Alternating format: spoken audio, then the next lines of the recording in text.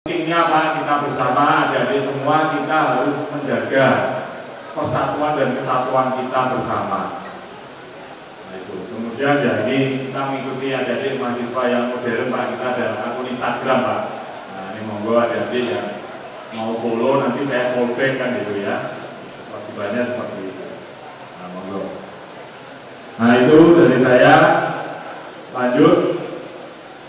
Nah dalam kesempatan ini Pak kami ya mohon saya bukan tausiah, mungkin bukan bidang saya Pak, kan saya ini ahli militer, sebenarnya ahli militer dan pertahanan, tapi nggak apa-apa sebagai pribadi, sebagai manusia kita merenung bersama Pak, kita berdiskusi bersama bagaimana kita ini ya kami mengajak kita semua kita merenungkan tentang alam semesta ini ya jadi di alam semesta ini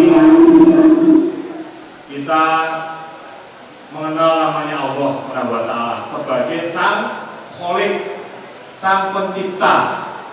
Itu kalau kita takwil itu kita breakdown kan, Kholik itu kan hak, lam dengan kholik. Nah, Sang Kholik ini menciptakan namanya makhluk Pak.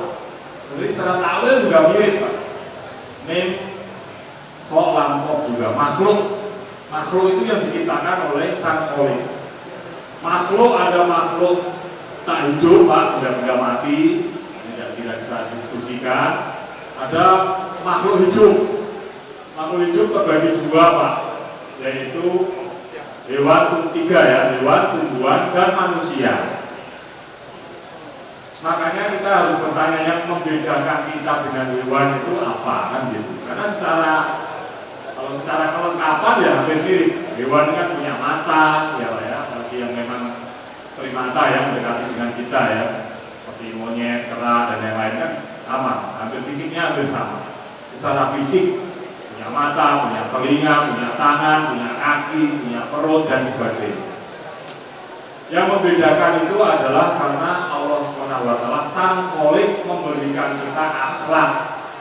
Nah, akhlak juga sama kalau kita takwil ya, khok lagi gitu. Itu luar biasanya Al-Quranul Karim ya. Berkait-kaitan dalam sebuah kebulatan yang utuh menghubungkan antara Sang Kholik, makhluk dan akhlak.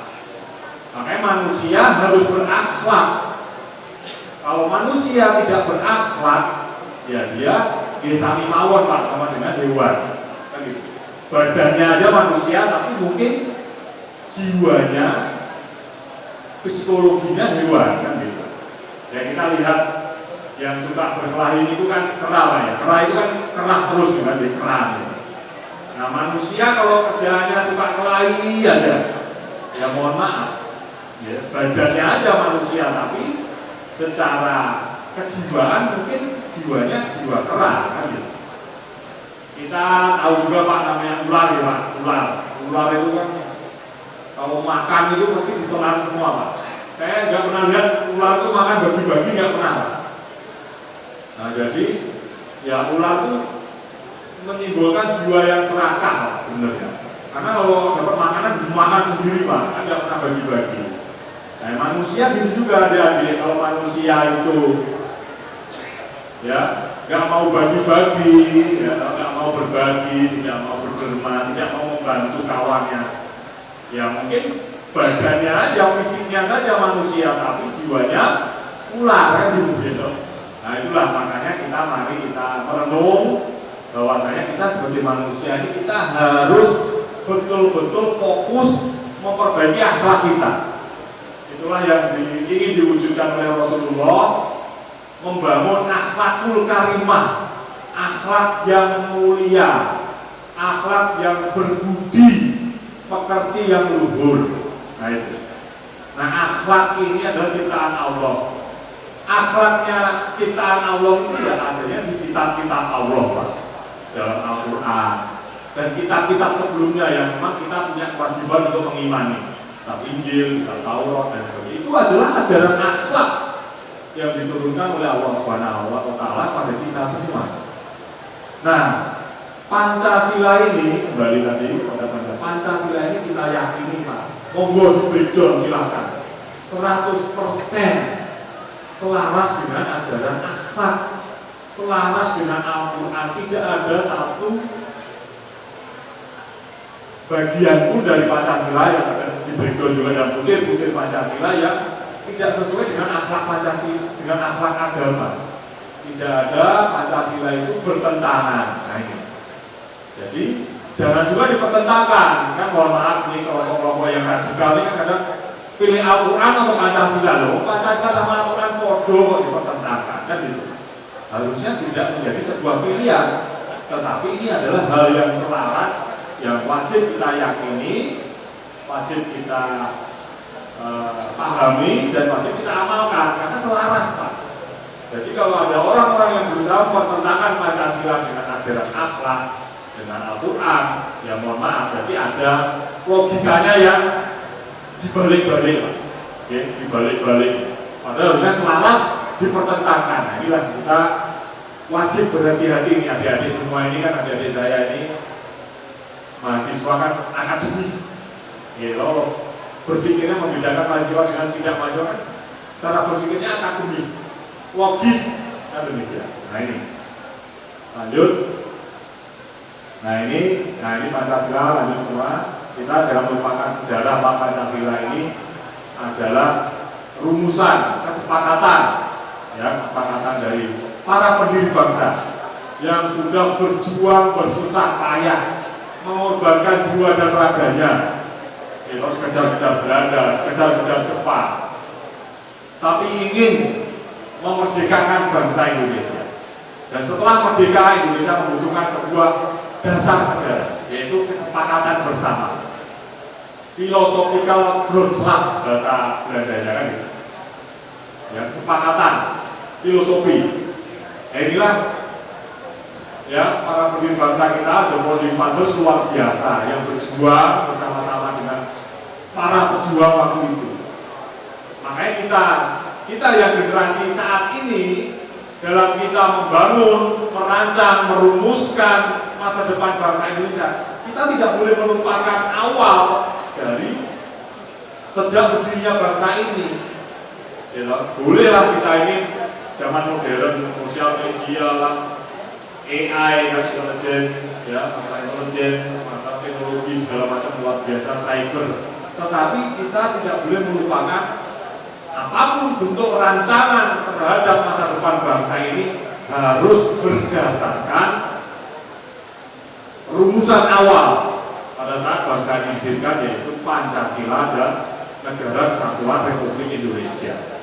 Jadi kita semuanya menjadikan sebagai nanti generasi penerus harus tetap mendasarkan pada Pancasila dalam membangun dan memajukan bangsa Indonesia. Jangan menggunakan ideologi yang lain, jangan menggunakan bayangan-bayangan yang lain yang belum jelas. Ya mohon maaf, sekarang ada ideologi komunis, ada ideologi liberal, ya, dan radikal agama, khilafah. Mohon maaf ini, terang saya sampaikan. Ya, yang itu sudah di luar kesepakatan dari para pendiri bangsa. Lanjut. Nah ini kita harapkan adik-adik generasi muda sekarang, para mahasiswi Universitas PGRI, mari jadikan kita berkarakter Pancasila. Nanti saya sebutkan bahwa Pancasila ini tidak ada yang bertentangan dengan agama. Ya, baik ketuhanan yang Maha Esa, kita namanya bertuhan, nggak cukup Pak. Bertuhan itu cukup di KTP mawon KTP Islam, tidak cukup Pak. Itu kan gampang sekali. Ya, karena kita bertuhan berarti kita wajib mengenal ajaran Tuhan, kita wajib memahami ajaran Tuhan dan wajib mengamalkan ajaran Tuhan. Itu baru namanya bertuhan. Jangan cuma ngaku-ngaku bertuhan aja, nggak boleh cekal. Kita harus mengenal, memahami, mengamalkan dan memperjuangkan ajaran-ajaran Tuhan. Dan ajaran Tuhan yang paling utama itu adalah Rahman dan Rahim. Ya, ayat 1 Al-Quran, Bismillahirrahmanirrahim. Ya, dengan asma Allah, dengan ajaran Allah yang Maha Pengasih dan Penyayang. Rahman Rahim itu sama dengan yang di sila kedua Pak, oleh kemanusiaan. Ya. Wa arsalnaka ila rahmatan lil alamin. Ya. Dan saya tidak mengutus kamu kecuali untuk rahmatan lil alamin. Namanya rahmatan lil alamin, untuk seluruh alam, itu tidak mengenal background, baik itu agama, suku, asal daerah dan sebagainya. Rahmatan lil alamin, ya tidak ada Pak, saya tidak pernah ketemu di Al-Quran itu rahmatan lil muslimin, tidak ada. Yang wonten rahmatan lil alamin. Tidak ada juga rahmatan lil islamin, tidak ada. Apalagi rahmatan lil semarangin, ya, kita hanya berrahman, hanya berkasih sayang kepada orang Semarang aja, tidak ada. Yang ada rahmatan lil alamin. Nah, ini sesuai dengan sila Pancasila, prinsip kemanusiaan universal Pancasila itu. Dan Pancasila itu menganjurkan kita untuk bersatu. Pancasila itu mendamaikan dan mempersatukan kita semuanya, supaya kita aman, tentram, damai, bisa membangun dan seterusnya. Musyawarah, adil, itu semuanya sesuai dengan ajaran Pancasila. Inilah, kalau kita mengamalkan Pancasila, berarti kita mengamalkan ajaran akhlak dari Allah SWT. Lanjut. Nah, ini Pancasila tadi saya sampaikan, terus mendapatkan roh-rohan. Ya, kita semualah yang wajib mendukung dan membela Pancasila sebagai ideologi negara. Karena hanya Pancasila lah sebagai dasar yang dinamis, yang benar-benar bisa mempersatukan seluruh bangsa Indonesia yang berbeda Tunggal Ika, yang memang berbeda-beda. Tanpa Pancasila tidak bisa. Hanya Pancasila yang benar-benar bisa menghimpun segenap kekuatan bangsa Indonesia dari Sabang sampai Merauke, dari seluruh warganya yang beraneka ragam. Itu hanya Pancasila. Lanjut. Nah, ini hanya ya pemikiran sederhana saja. Bahwasanya Pancasila ini harapan kita, ya kita jadi pribadi yang Pancasilais. Salah satu contoh pribadi yang Pancasilais itu bahwasanya orang yang Pancasila itu selalu hidupnya penuh dengan toleransi. Nah, kita toleran, punya pemakluman, ya baik kepada rekan kita yang berbeda agama, berbeda suku, mereka mau menjalankan sesuai keyakinannya, sesuai dengan agamanya, bahkan dengan tetangga kita pun tentunya kita punya pemakluman, kita punya toleransi, ya kita tidak boleh memaksakan. Ya, pribadi yang Pancasila itu tidak pernah maksa, tidak pernah memaksa orang lain. Nah, itu. Makanya harapannya kita pribadi yang tidak merugikan diri kita sendiri. Yang kedua, tidak merugikan orang lain dan tidak merugikan bangsa dan negara. Harapannya menjadilah pribadi yang bermanfaat untuk diri sendiri, bermanfaat untuk orang lain, bermanfaat untuk bangsa dan negara. Itulah hidup yang bermanfaat, itulah hidup yang bermakna. Ya, tidak pernah merugikan orang lain, tidak pernah merugikan diri sendiri, bermanfaat bagi diri sendiri dan bermanfaat bagi orang lain. Jangan diri sendiri terus, jangan. Tentunya hidup kita ini harus bermanfaat kepada orang lain. Adik-adik tentunya melaksanakan kuliah, menuntut ilmu di sini, harapannya nanti adik-adik ini bisa berperan, berkontribusi, memberikan tenaga pikirannya, ya, kecerdasannya untuk bermanfaat bagi lingkungan kerja, bagi organisasi, bagi keluarga, bagi bangsa dan negara. Baik. Lanjut. Nah, ini kami mengingatkan diri saya pribadi juga, saya ingatkan, kita punya kewajiban untuk mencintai bangsa dan negara. Ya, bukan mencintai pribadi dan golongan. Kalau kita mencintai pribadi dan golongan, pasti ujungnya perselisihan, pasti seperti yang terjadi di Suriah, di Syria tadi. Karena orang kalau sudah hanya mencintai pribadi dan golongannya, ujungnya pasti perselisihan.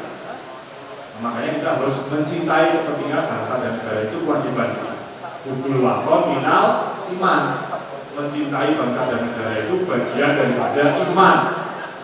Kalau tidak mencintai bangsa dan negara, mohon maaf, berarti kita kurang dalam iman atau tidak beriman. Lanjut. Nah, kita cukup ya. Mengingat waktu. Ya, mohon maaf, karena mulai kalau ada waktu longgar saya bisa sampai jam 2 diskusi dan sebagainya. Tapi karena ini, mohon maaf Pak Nizar, saya ada tugas ini, jadi ini juga sudah monitor. Saya terima kasih pada dari Mas GRI, memang ada hari ini ada agenda penyampaian pendapat kan gitu ya, yang adalah dalam tanda kutip demo ya 11 April. Ya monggo silakan, itu dilindungi oleh undang-undang. Tugas kami melaksanakan pengamanan Pak. Yang penting aksi itu aman bagi mahasiswa yang melaksanakan aksi, aman bagi masyarakat, aman bagi fasilitas umum dan sebagainya. Itu tugas kami Pak. Kami jam 1.15 tak punya apel di sana, mohon maaf tidak bisa berpanjang lebar. Ini sekali lagi saya mengucapkan terima kasih. Sebenarnya harusnya saya biasanya buka tanya jawab Pak, tapi mohon maaf ini karena waktu Pak, mohon maklum Pak Parno. Adik-adik boleh, ini kan ada Instagram saya, ini nanti promosi akun Instagram. Kalau ada tanya jawab silakan, ya nanti bisa menanyakan sesuatu di situ, kita berdiskusi. Pasti saya balas, pasti, ya pasti saya balas, ya. Maka nanti kalau perlu ya saya kasih hadiah Pak yang berkenan untuk berdiskusi ya lewat Instagram saya. Kemudian ada juga Instagram Kodim Semarang, silakan juga itu ada kegiatan-kegiatan Kodim yang memang tugas Kodim ini terutama Pak mewujudkan sistem rata. Nah dalam rangka mewujudkan sistem rata kami membangun wawasan kebangsaan di tengah masyarakat, membangun kekuatan ketahanan ideologi dan sebagainya. Itulah salah satu tugas yang kami laksanakan. Sekali lagi kami terima kasih atas kesempatan yang luar biasa ini pada penyelenggara dibuatkan MNT segala macam yang sangat baik dan kami merasa sangat terhormat dalam kesempatan ini. Mohon maaf apabila ada kekurangan, ada kesalahan. Sekali lagi dalam kesempatan ini saya baru 2 bulan, saya sekali lagi ingin menjalin silaturahmi dengan bapak-bapak, ibu, dan adik-adik mahasiswa, sehingga nanti silaturahmi kita semoga bermanfaat dalam membangun kota Semarang yang semakin baik, semakin sejahtera, semakin hebat, sesuai dengan visi wali kota dan bangsa Indonesia yang bersatu, merdeka, adil dan makmur. Terima kasih. Kami akhiri. Wabillahi taufiq wal hidayah.